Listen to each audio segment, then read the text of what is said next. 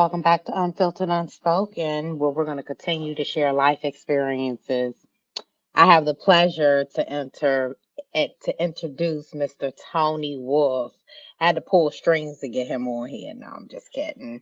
Tony, what's up? Oh, it's a pleasure. It's a pleasure to have two beautiful sisters, have a individual like myself come on and get a community what's been going on in my life for like the last about 40 something years. So I just want people to be inspired. So that's what I do. I just want you to be inspired by what we talk about tonight and the things that I experienced in my life. I was talking to someone earlier today about that, about how everybody has their own experience. So hmm Look, I didn't even have to say introduce him. He already took it over. He used to this. All right, see, you ready, boo? Yeah, so we always take it from the beginning. Just let us know what your home life was like growing up, home structure. Did you experience any trauma, hard times in your childhood years? City said they're gonna smile. Now you made my night. That's Hold what on, I'm you talking made about. sis smile. That's what I made with smiles because I was sitting there saying, "Hold on, I'm energy. I'm an energy person." City said, "I'm energy." Um, Oh, so you the man. You made sis smile. That's huge. yeah. um, I lived everywhere, so I can say that I claim Northeast because that's where I grew up at mostly. Bennett Road, Antoinette Gardens, G Street, H Street corridor when the Pinnacle was there, Hechinger Mall. Uh, I grew up there until I turned about 11. Then I moved out into Landover. Y'all know about Landover? You ever remember a mall called Landover Mall? hmm I used Yeah. to hook school there. Oh yeah. so my life was like it was like every average kid. I moved out Landover. I got jumped by what they call those Glen Arden boys over there, and me being from the district, I knew I had them hands, so I end up catching each one of them one by one, punishing them. Back then we didn't call it punish, but I just say beat them up, and I gained the respect of those guys back then, and to this day we still friends. I'm still friends with those that are still around. And then I moved out into Forest Creek. And for those who know about Forest Creek, you say everybody like Forest Creek, like Southeast in itself, So that's where I grew up at. From my later years when I moved over there, I think I was like in the middle school, and I just came over there, and then me being who I am, back in the day they used to call me thorough. They said, man, that's a thorough young brother right there. So just growing up in the city, in PG County, you know, So you family didn't life go was through no good. house traumas, or you were one of those Yeah. kids that were excluded from that. So this is what I did learn about the trauma I went through that I didn't know. So my mother was a yeller, screamer, fusser, and a cusser. So when she used to yell and scream at me, I just wanted to get away from her. So I used to move out all the time with one of my aunts. One of my aunts in Central Gardens back in the day. I moved with one of my aunts up in New York because I just wanted to get away from her. But I didn't know that was trauma until I had did a show a couple of years back, and one of my buddies was telling me I was afraid to be vulnerable in relationships, and I was like, "But I ain't afraid to be vulnerable in a relationship." But after that show, I had a breakthrough that's why I kept leaving women, because anytime a woman would raise her voice at me, I felt like it was a form of disrespect. And so I just would leave. And then later on, I realized during that show that it was based on my mother who brought that trauma in my life. And so now when I meet somebody, I say, look, this is the trauma. This is my ticking bomb. What they call it, you're a reactor. So I tell them, when you do that to me, I'm gone. I can't take it because I'm not gonna yell at you. I'm not gonna scream at you. I'm gonna talk to you. So So what I guess what is your chosen, method of communication, being as though you're not a fan of the, yelling, and how do you seem to communicate in ways when you are upset and things like that? Or what would you expect from someone or what is crossing the line for you, I guess, or what is that trigger for you? Well, the trigger, that's the word, is my trigger. So my thing is, I would always wait till I calm down before I communicate if I'm upset about something. So I know that the yelling and screaming is a trigger for me. So I don't want to ever display that to anybody else that I'm talking to. And so if you and I having a heated debate, I'll say, "Hey, City said, let's talk about this later."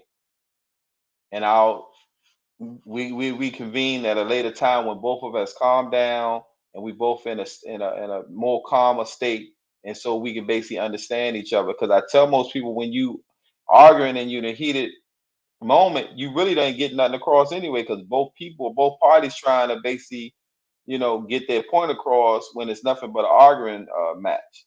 So just basically just calm down, and then I come back and we revisit it.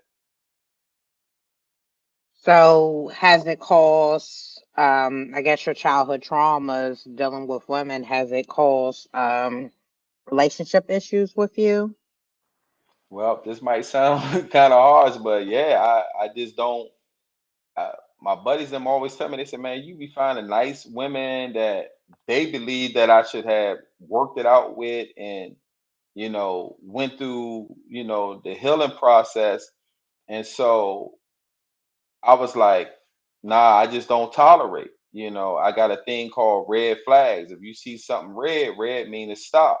So if I see that, I stopped dealing with that person, whatever they call it, ghost or whatever. I'm gone. I'm like Speedy Gonzalez. Pew! I'm out of there. So that's just me. But I have been working on myself recently. I just started going to the counseling sessions, talking about some things that have been going on in my life. Yeah, and I feel that it was important to do this now, because most of the time when I talk to people, it's people I know, so they're not unbiased. They're objective already because they know me, they've been around me. So me talking to someone who doesn't know me, they can give me, an unfiltered opinion and maybe some advice as to how I should move in certain directions in my life. Absolutely. And there's nothing problem with, drawing your boundaries. That's, that is healthy healing actually. So, hey, if you display that or you state it at the beginning and it's crossed, then it is what it is. Yeah. Um, now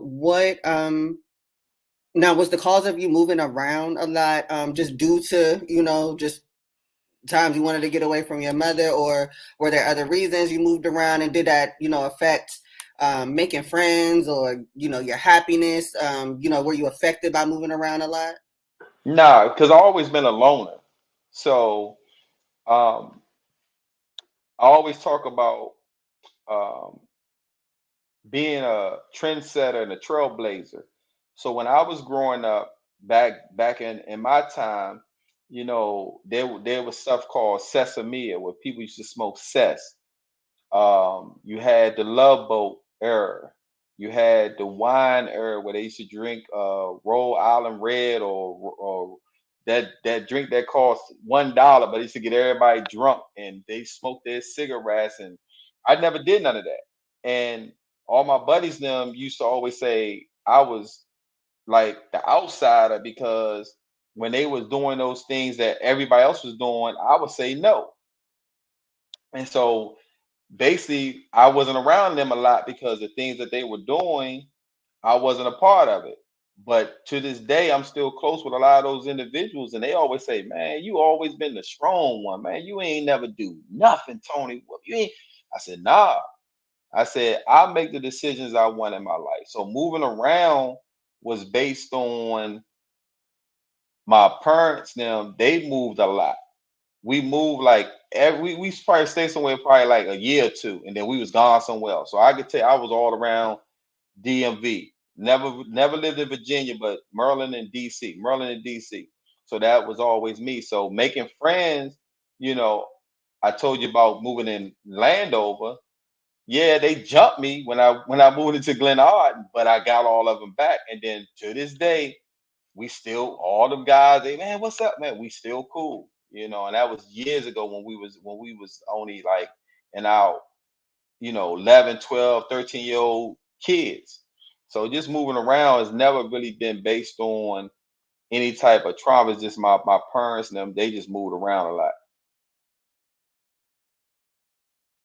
So you went to a lot of different schools. Did people pick on you in the schools for moving around a lot? Because we hear sometimes when kids move around, they can't adjust. So I guess you didn't have any adjusting issues. Nah, I'll tell you a little short, quick story. So when I had moved around Landover, there was in DC, y'all know DC school, we all black. Ain't you don't see no white, Chinese, and nothing back in our day when I was coming up, right?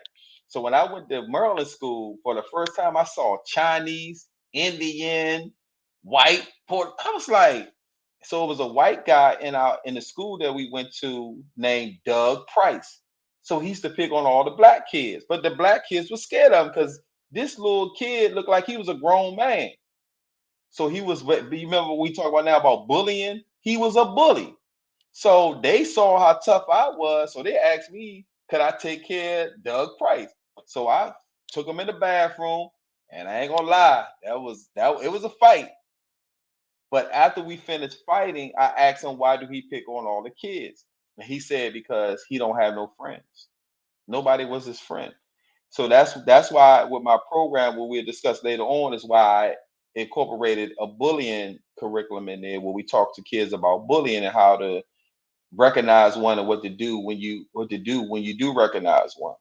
But yeah, I ain't had no issue. The hands is like that. You ask anybody, know, oh, Slim can fight.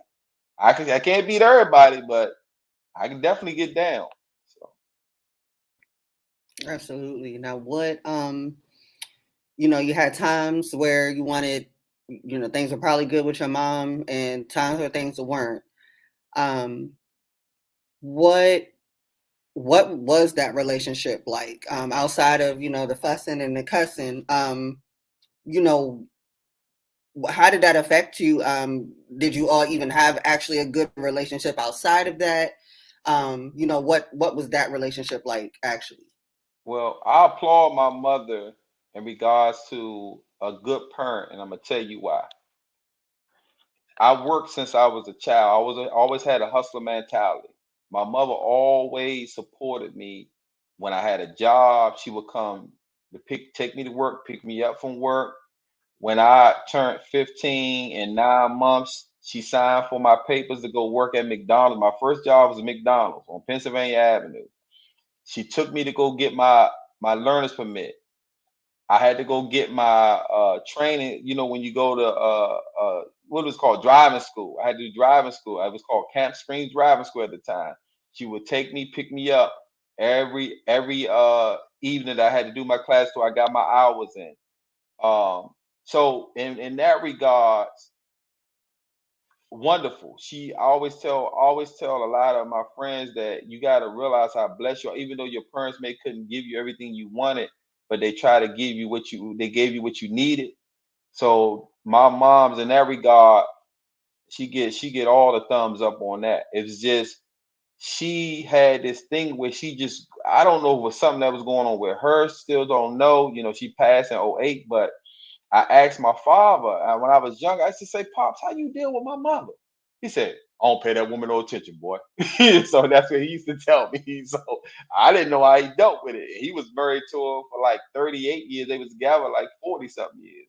But he just gave me that thing about, he didn't worry. So that trait I took from my father in regards to women who I have dealt or was in relationships in the past. They always told me I had one of those calm spirits where I never argue, never fuss, never cuss. No woman ever heard me cuss, none of that. I don't do none of that. I'm like, if we were gonna talk it out, or I can walk out.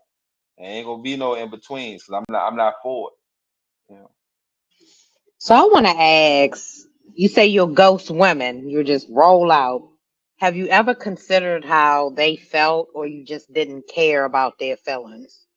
Yeah, that's a good question. And I'm gonna tell you something. Somebody brought that to my attention one day some years ago, a friend of mine, and she told me, she said, Wolf, You can't just be leaving women like that because women want closure. They don't even know why you left. And so like I said, I'm very receptive. If you talk to me and I feel like there's something wrong, I'm one of them individuals that I can accept what is wrong and then try to correct it. So what I did was I reached out to several of the women I dated and I explained to them why I left them. So I'll give you one example. I had a young lady I was dating. Everywhere we went, she complained about everything.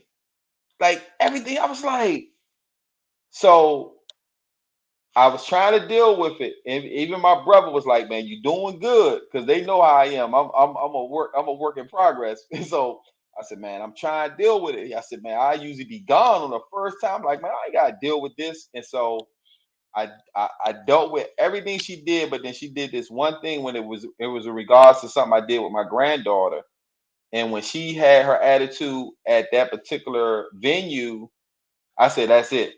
I said, "I'm here to enjoy my granddaughter, and she's still here complaining about what's going on around us." I got to go. And so I just left her. And then about 2 weeks later, she ended up calling me saying, "You know what?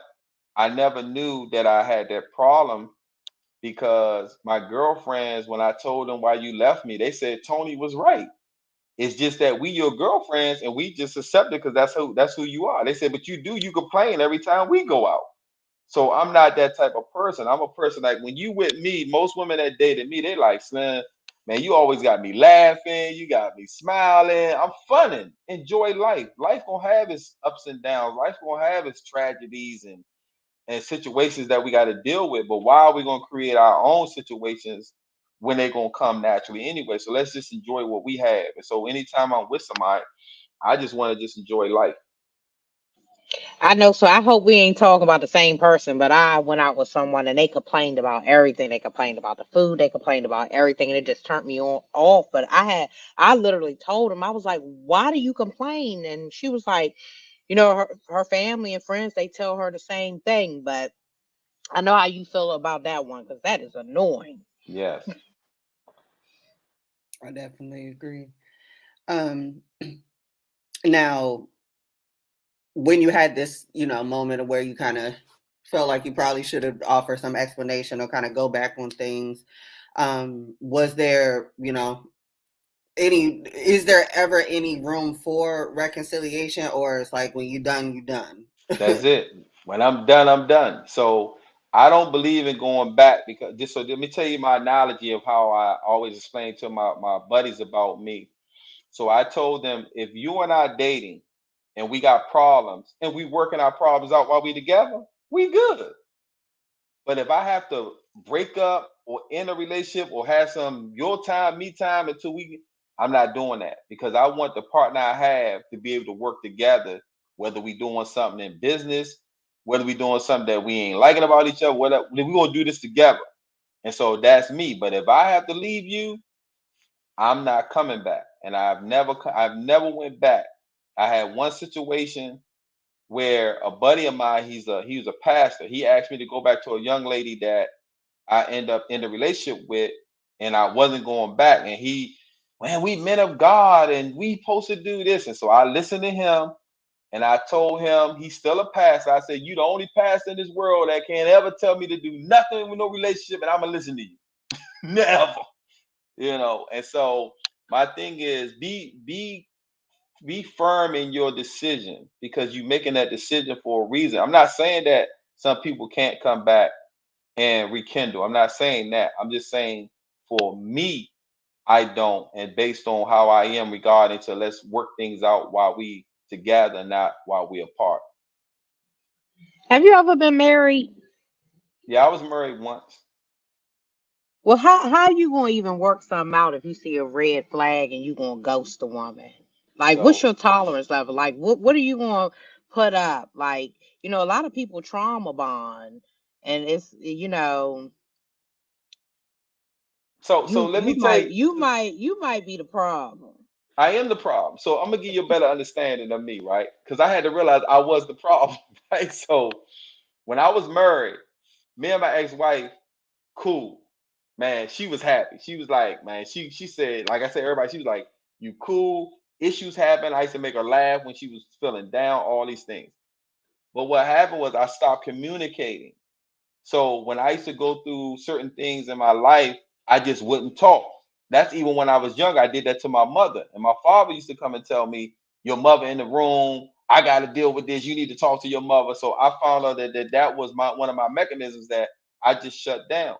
So during that course, uh, she wanted to talk. She would come in the house. Can we talk? And I'd be like, no, I don't want to talk right now. So she eventually got tired of it. And she said, I'm done. And I was like, all right. And then after we separated, I said, I don't want to get no divorce. I said, because once I got married, I said, I want to stay married, to the one person I made a vow to.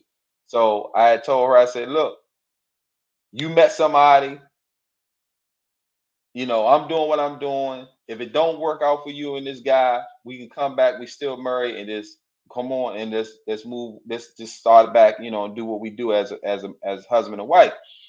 Whatever that dude did, he must have laid that smack down right, because she had done hit me, said I want a divorce. I said okay.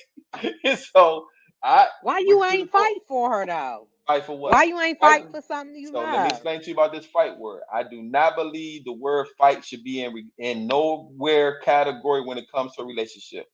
Fighting means to beat somebody for something. When you say, "Oh, you going to the fight tonight," that means somebody's got to get beat.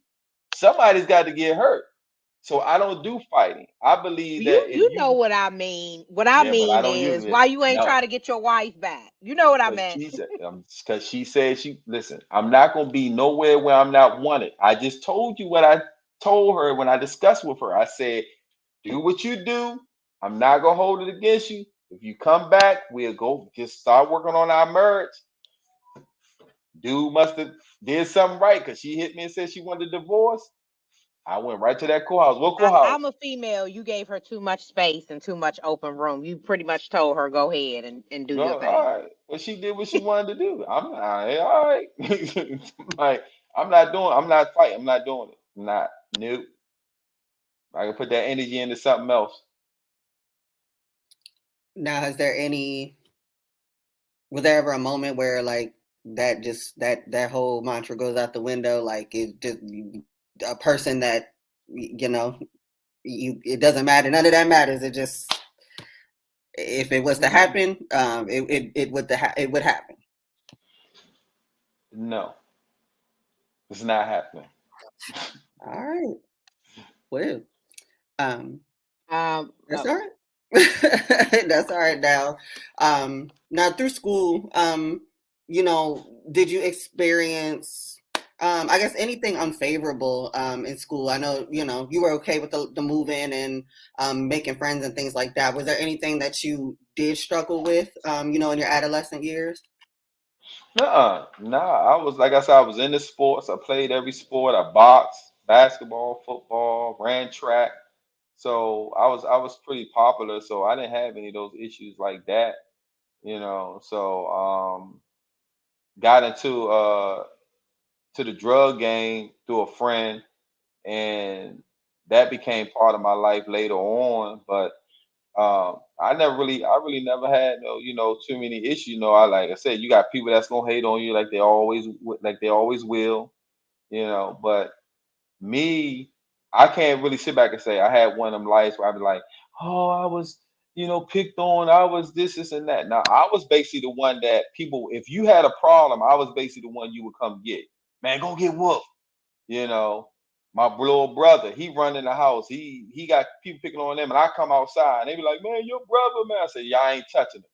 Now go get your brother and tell your brother Wolf said it." And that's who I was. It wasn't like I was the big bad wolf, but I was somebody that commanded respect, but I get the respect back at the same time.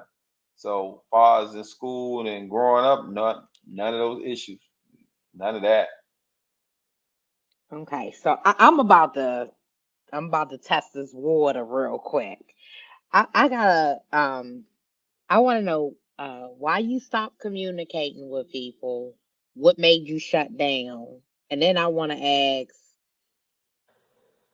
did you love your ex-wife and was you heartbroken? Well, yeah. Yes, I did. No, I wasn't.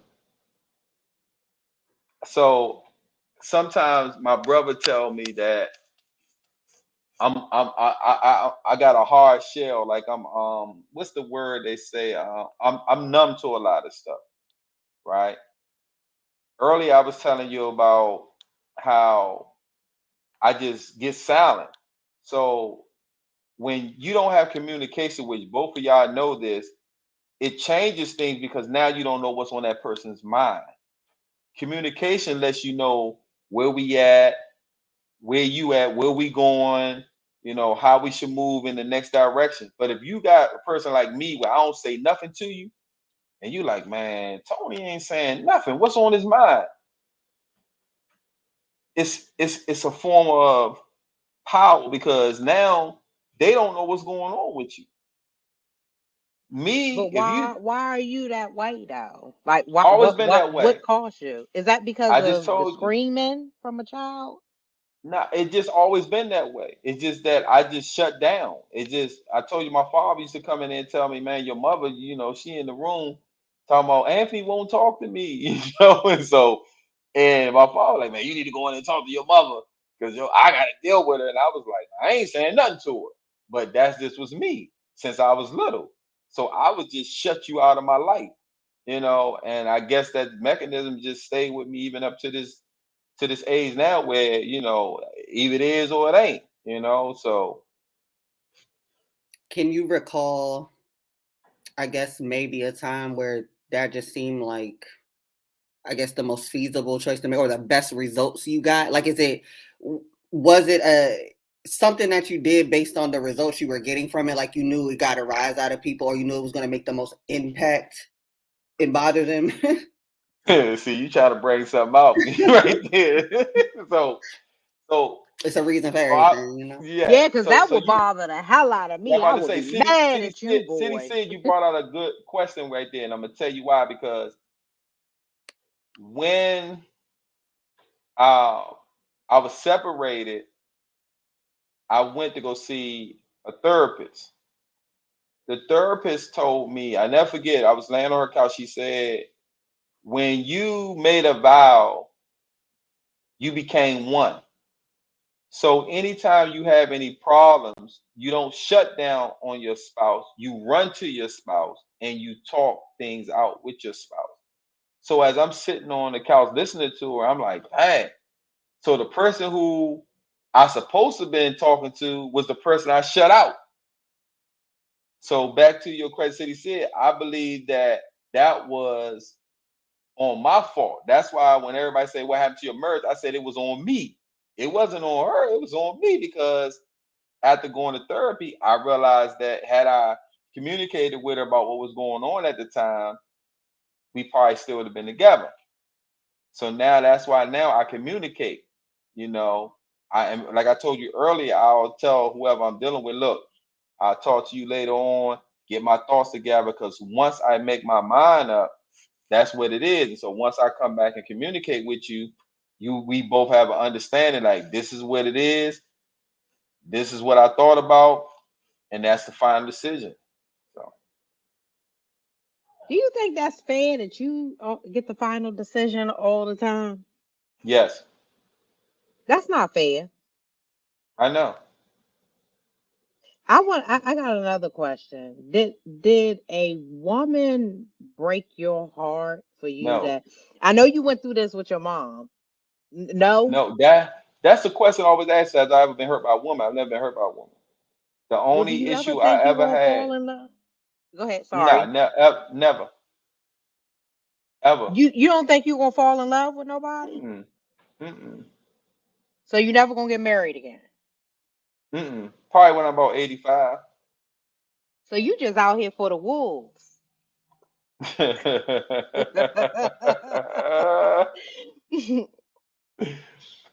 Not, not really, not really. It just. Are you dating now? Mhm. So what you think your girlfriend gonna say if she see this? You tell you don't know if you gonna love and She already know how I am. She got a copy of my book. She only read a part of it, and then she put the rest of it down, and she started asking me questions. Man, if a man came and told me he wasn't gonna love you, would be my probably my side dude.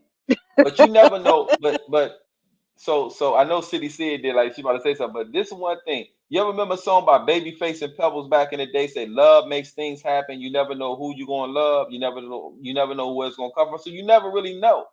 So when I say that, I really don't know. At this time, that's the way I feel. But who's to say? That's what I'm saying. I'm a realist. That's what I say. I'm a realist. I'm a human being, so I understand it might happen.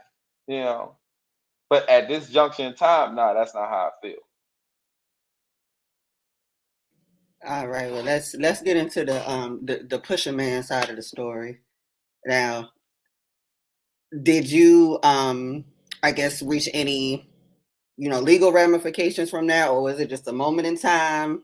Did what you did, and that's it. Nah, I never had any issues when I was in the you talking about in the drug game? Mm-hmm. Never had an issue with it.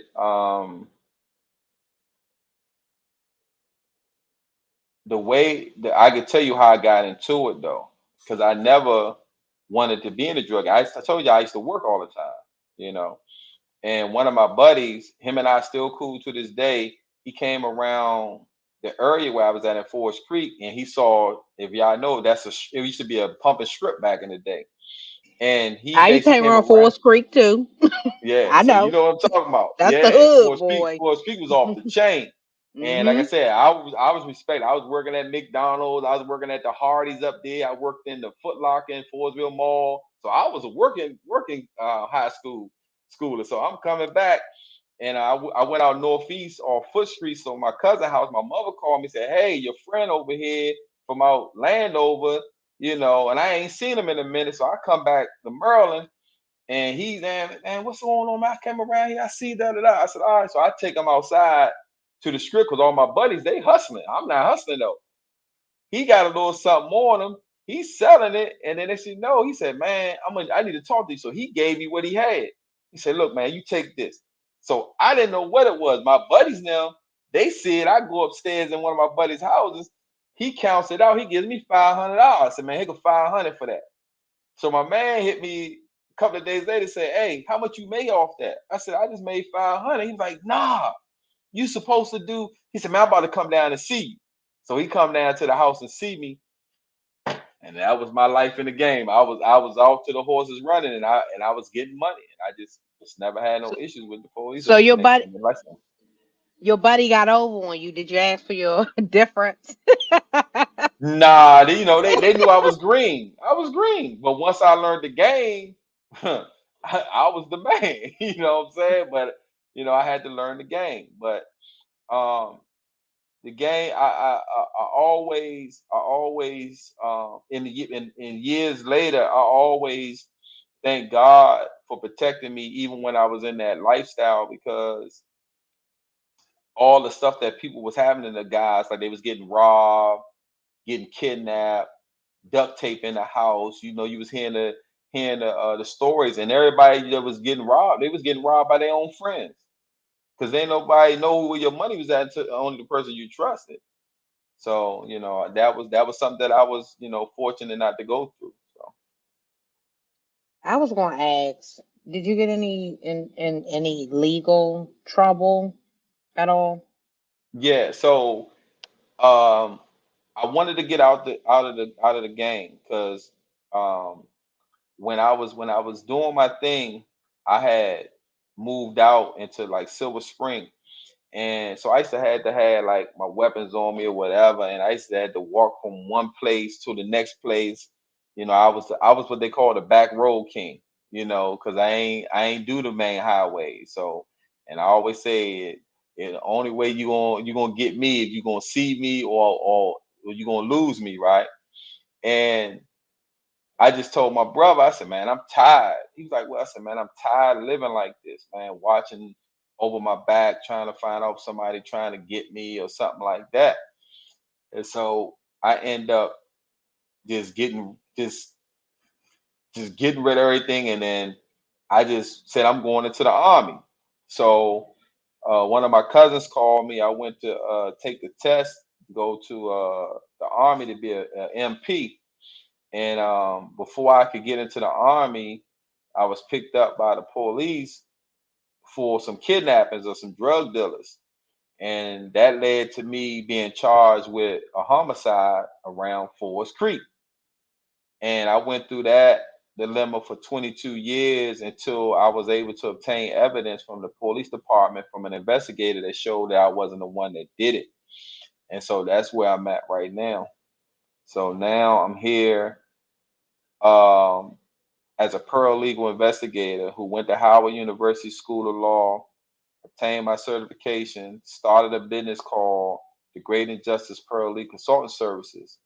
So what was so unique about that experience was that one of the professors that was teaching us law, uh, uh, judge, she's a retired judge now, but her name was Judge F.R.E.S.H. She was a DC Superior Court judge.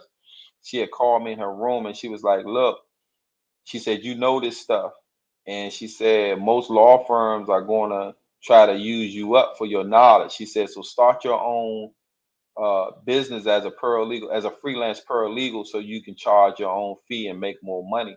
And so that's where my business was derived from my conversation with Professor Epps, Judge Epps.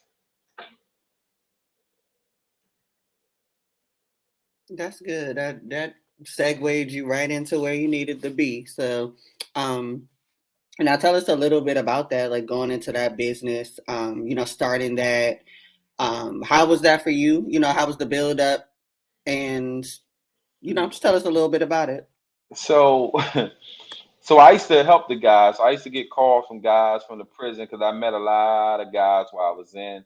And they would say, man, look, you know the law, Wolf, I need you to help me. So I was helping guys out.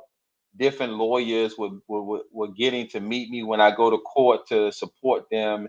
And in particular, it was a attorney named Christopher Griffin. And Christopher Griffin said he used to hear a lot of good stuff about me from the guys in prison. And he told me to go get my papers one day in the court hallway. He said, man, go get your papers. And I'm like, my papers? And I didn't know what he was talking about, but he was talking about my paralegal certification. So that's when I ended up going to Howard. And so my first case that I took as an official paralegal, I charged a little Spanish guy and his family. I think it was like $250, and end up reading the case. He was only like 14 when he was locked up. He was with some type of MS-13 gang. They was doing some robberies and stuff for people in the neighborhood. And what stood out in his case was that he took a plea. And when the judge asked him, did he understand any English? He was like, the lawyer was like, yeah, yeah. Do you understand that you have the right to bring witness in your behalf? Yeah, yeah. So I'm reading this plea agreement, and the whole thing was his evaluation and his PSI had already said that he had a third grade education. He came from El Salvador. He was reading on a level of a kindergarten who can't read, but the judge still allowed him to say he understood all these rights without having him evaluated. So I did a motion for him, and when I did the motion, the lawyer had asked him who did this because they were trying to figure out how do you know that the judge was wrong, because you should have been evaluated by a specialist that speaks Spanish. And so the little guy ended up going back to court and end up giving some of that time back based on the judge failure to have him evaluated based on him understanding his rights at that age. Oh wow, that's powerful. Um, I want to jump back really quick. So you had false imprisonment. How many years did you do in jail? 22. You did 22 years, and you didn't even do the crime. No. So how does the legal system get away with that? How do they compensate y'all for that? Were you even compensated for Not, doing 22 years? so what my situation is, they came with me with a deal. I had initially I had life without parole plus 20 years. And when they recognized that the evidence showed that somebody else did it, they came to me with a deal, said, "Hey, we'll give you this and let you go, but you can't pursue anything else on this end, right? Like you got to withdraw your motion with prejudice, meaning you can't never raise these issues again." So that's why if you look at my business that I created, it's called The Great Injustice. That's what inspired my paralegal services named The Great Injustice, because that's what happened to me was that you have a system that sees the wrong that they did for the innocent individual, but they still don't want to right the wrong because they want to keep the conviction. And so that's why when I got into the legal field, I started helping people get out. And I remember one time I was in the courtroom, and the prosecutor who had my case, she used to see me a lot. And she asked me one time, she said, "Are you bitter about your situation?" And I said, "I'm gonna show you how bitter I am by how many people I get out of prison." So that's what I told her.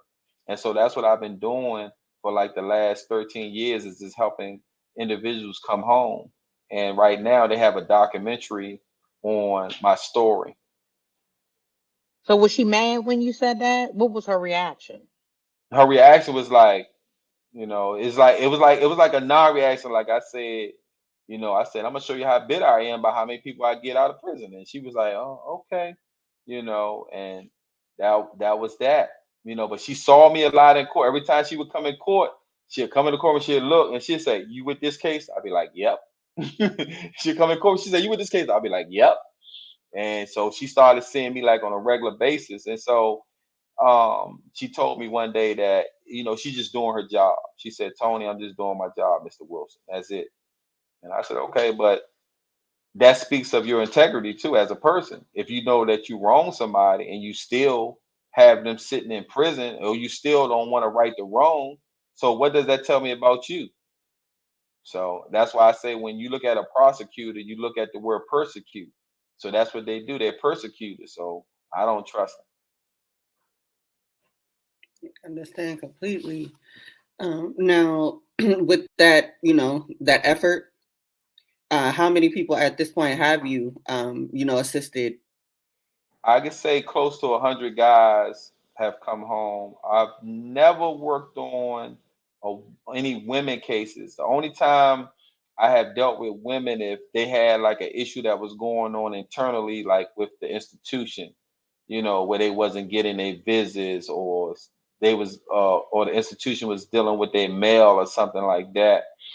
That was the only thing. That's the only time I dealt with women. But in my documentary, it talks about the guys who I helped get home. I think probably maybe like about 20 of them, they home now, and they spoke on the documentary about how I kept them encouraged, how I stayed in contact with them, how they was able to, reach out to me whenever they needed me. And that's not like a lot of lawyers. A lot of lawyers, you can always get in touch with them until they get your money. And once they get your money, then you don't hear nothing from them until the court date.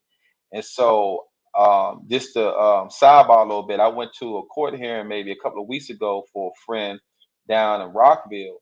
And what I saw was what they call kangaroo court. I don't know if you ever heard of this saying. Kangaroo court is where don't nobody know what's going on, even a judge. So they was just doing um, it's called the status quo, business as usual. So the judge will call a case, or the clerk will call a case, and then the prosecutor say, "Oh yeah, this case right here, da da da da. This guy did this and that." Then they ask the public defender, "So what about the case?" The public defender say, "Well, I know I have this case, but I haven't even talked to the defendant yet." And then the public defender say, "Well, can we put it off for later on?" Then the judge say, "Okay, we'll put that off until later on." And they go to another case. Yeah, I talked to the defendant, but he's not sure what he wants to do yet. So this one public defender had 1,000 cases, and I'm looking at these proceedings saying, how can a defendant be properly represented when they got one public defender representing them? So that's why a lot of times plea agreements are accepted, because the public defender doesn't have the resources or the time to actually investigate or look over the case thoroughly enough to find out, was there a violation of a Fourth Amendment? Was there a violation of a Fifth Amendment? You know, did this individual have an evidence against them that was exculpatory in nature, meaning that it excluded them from the crime? So they don't get none of that because public defenders don't have the resources and the time to do that, because they are bombarded with so many cases that the defendant doesn't get the proper representation. Wow.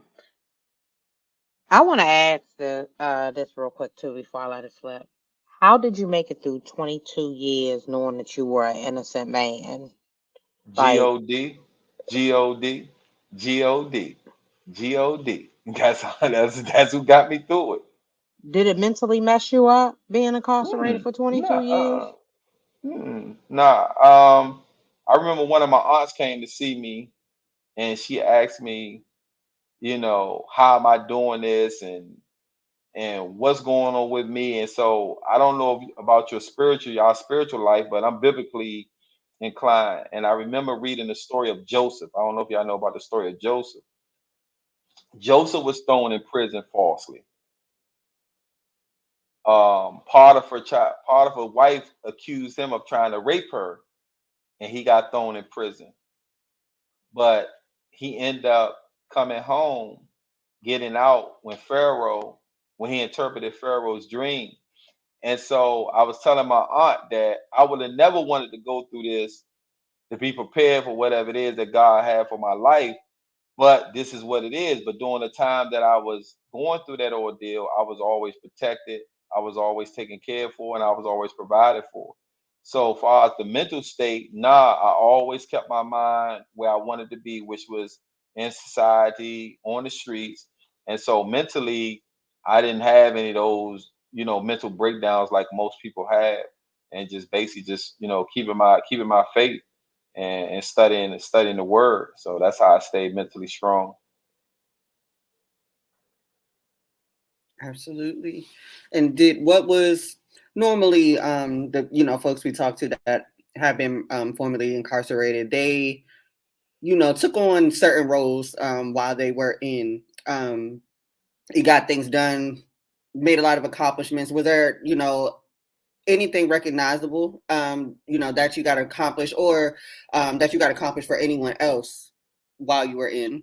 Yeah, so I had a mantra when I was in, and when guys used to say, "What's going on, Tony Wolf?" I say, "Getting out of jail, going home, staying home, getting money, making babies." So I used to always, every time they asked me something about what's up, it was always about going home. And so all the guys thought I was crazy, because they said, "Man, every time somebody asks you what's up, you always talking about the streets or going home." And I say, "Well, that's where I'm at mentally." So I told them I don't want to be. They got something called Jailhouse Lawyers. In prison, Jailhouse Lawyers are known to get everybody else out except themselves.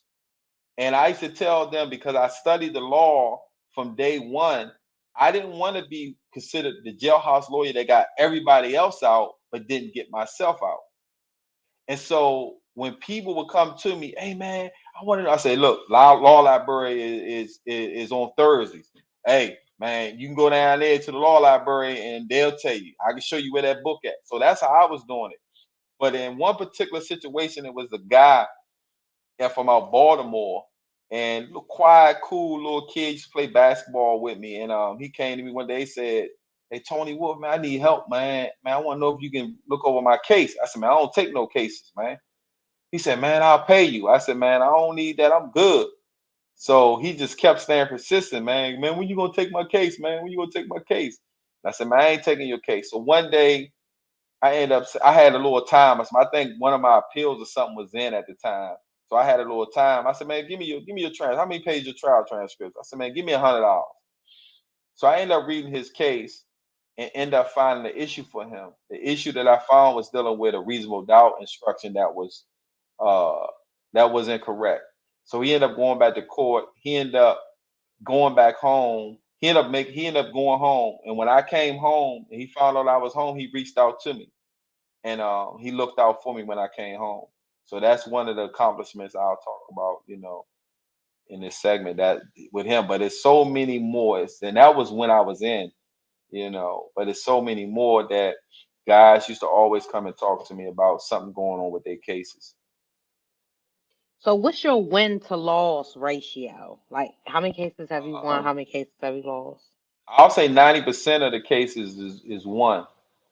So That's what's 10% of up. the cases, yeah, 10% of the cases is lost. But I tell them that even with attorneys that people hear about, the big attorneys, like back in the day, there was a attorney called Kenneth Mundy. If y'all remember Mundy, I think he used to like represent Marion Barry and all those individuals, and he used to win a lot of cases for the drug dealers and all that. But I learned that the last victory doesn't mean the next win for another case. So I used to always tell the clients that I used to get, look, I know you heard that I did something that got this other guy some relief, but this doesn't determine the relief that I may can get for you. But what I do guarantee is that I will give you 100% of my energy and my time in trying to find an issue or a way to get you back in court in order for you to, get some of that time back or have a release date earlier than what you have now.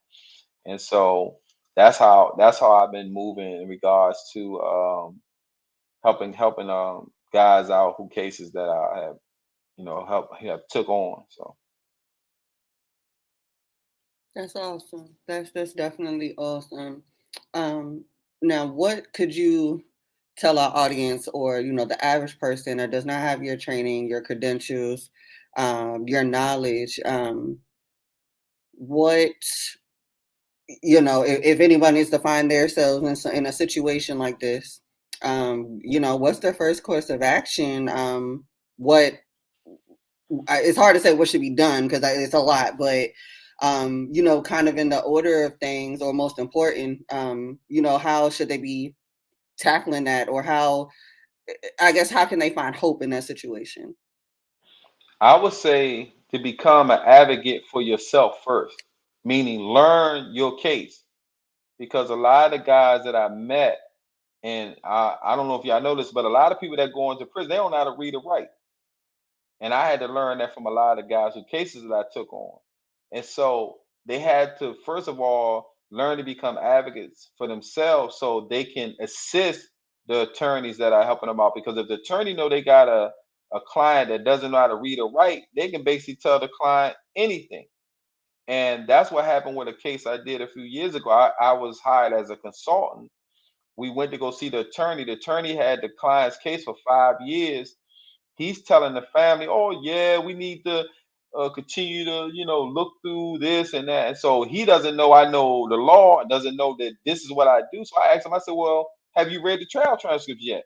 "Well, yeah, we read the trial transcripts." "Okay, have you got the discovery yet?" "Well, yeah, we read the discovery." I said, "Well, have you talked to witnesses yet? Are any witnesses that need to be interviewed? Is there any? Have you talked to the state's attorney yet in the case?"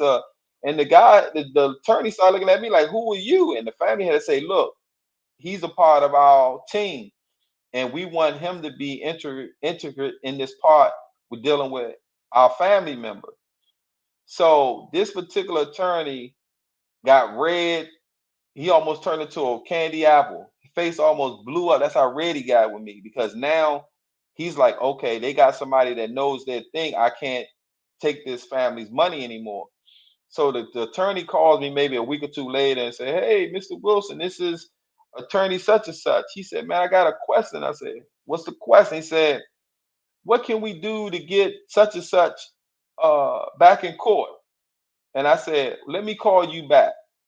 I called that friend's family and said, "Fire him now."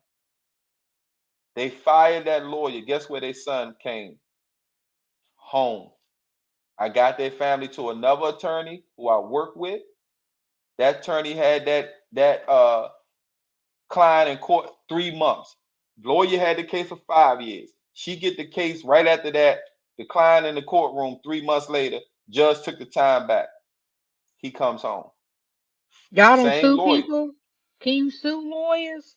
See, this is the thing. I'm gonna tell you about lawyers. Lawyers got it's something like what it's like they got like a covering over them. I don't know if it's like immunity or whatever, but lawyers can charge whatever they want to charge. And I explained that to the family because when they fire him, lawyers charge something called billable hours. Do you know they charged him $800 for a letter? They charged him $350 for a phone call. So when his parents got the billable hours, he was charging them for stuff that he wrote a letter to him and said $350 for this letter I wrote. But the lawyers can do that because it's no restrictions on how much they charge. So that's why I always tell them when I deal with certain attorneys, I'm like, I tell anybody off the top, go with God first, and then ask Him to work with the lawyer because I know them. I've been working with them.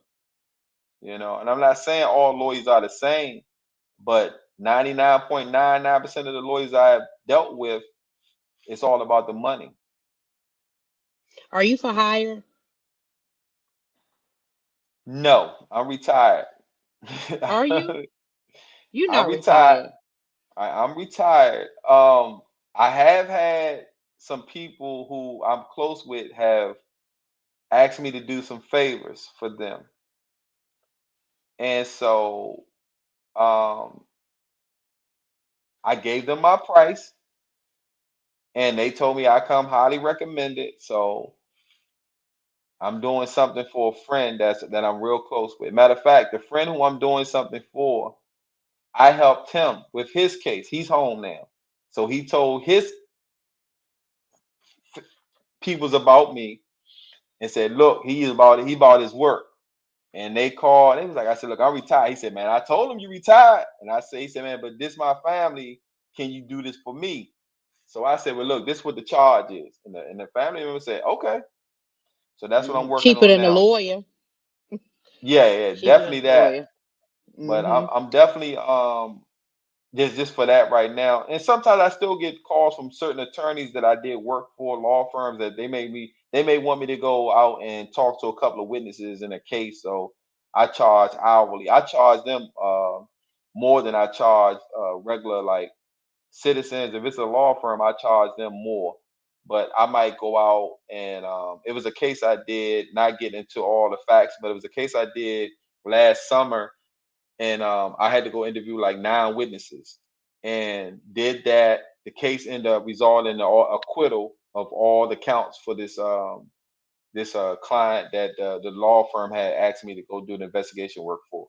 So investigation work I have no problem doing because all it requires me to do is to find out information for particular family members that will help their case out. But far as reading, that's what I don't want to do anymore because I done read over like a million pages of trial transcripts. I done read over a million pages of discovery files, police files. I don't want to do that. But if they say, "Hey, can you go try to find out if you can get this evidence in my family member's case, or can you go talk to these witnesses to see if the police coerced them or made them sign a statement that they didn't know about," things of that nature. I don't have a problem still doing that. Okay. All right. So we are at time. So I have a piece and then Sid has a piece.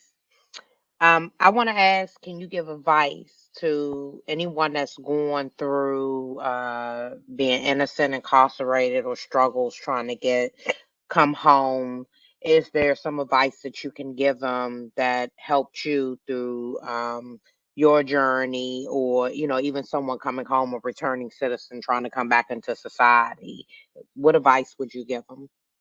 Okay, so let me make sure we get clear because when I was in law school, they told us paralegals cannot give legal advice. So I'm not giving legal advice. All right. No, give Um, give from your heart. advice, Yeah, something that but helps you survive. that's what they taught us in school. They say you can't give out legal advice. You can give your opinion, but you can't give out your advice. I said, okay. So my opinion is that if you're dealing with a case, always become an advocate for yourself. As I said, learn the law, learn your case. If you can't read, find somebody you trust that can help you navigate through your trial transcripts. Always request your discovery files. That's your files that the police has at the police department. Those are the things that were discovered during the investigation. When you come home, take it one day at a time, but make every day count. Meaning you're home, you out here. You ain't have to rush to do nothing. I came up with this slogan and I'm getting shirts made to give out to all returning citizens. I'd rather be on the street struggling than in prison suffering. So you're gonna have a struggle out here. You got bills you gotta pay now. You got food you provide for yourself. You know, you might got family members that you got to deal with. You got your boss that you got to deal with. You know, so you're gonna have your phone bill, your electricity. So you're gonna have things that's going to be like, man, I got to do all this, but this is what you want, and so this is what you got to be prepared for. But remember, you was in a place where you didn't have no control over nothing. So just basically, just take your time. Always be an advocate for yourself. And the number one thing is trust God and have faith. Keep your faith. That's the number one thing. Great words to live by. Now we do call this part shameless plug. So anything that you want our viewers to know, anything that you're trying to draw traffic to, merch you're trying to sell, projects you got coming up, anything, you have the floor. Okay. So right now I have an organization called Fresh. Stands for Fully Restoring Every Son's Hope. We deal with the youth, trying to keep them from going in prison. I actually have a curriculum called Knowing Your Rights and Engaging in the Legislative Process, where I teach the kids their Fourth, Fifth, Sixth Amendment rights. So when they encounter law enforcement, they know how to exercise those rights where those encounters don't turn deadly, whether verbally, physically, or confrontational. Um, if you want to reach out to me, you can go into my just Google Fresh, and our program gonna come up on Google, and you can always send a message through our website. Um, got my book, the Learning to Use Your I over E regarding relationships. That's something I did in regards to a lot of my female friends that was going through a lot of toxic relationships. So I was wrote the book on trying to help them make better decisions with the individuals that they were encountering. Um, Basically, like I say, if you trying to reach out to me, you can reach me at 240-938-2166. 240-938-2166. Whatever I can help you with, I will. And just basically just remain faithful. You're gonna have people blowing your line up. If the Uh, price is right, are you gonna do the work? well, I had to talk to the person first to find out what is entailed, because the one thing that I love that I had to go through a lot when I was doing that was the constant phone calls about what's going on with the case. Have you found this yet? Have you done this yet? And also, I meant to plug this in too.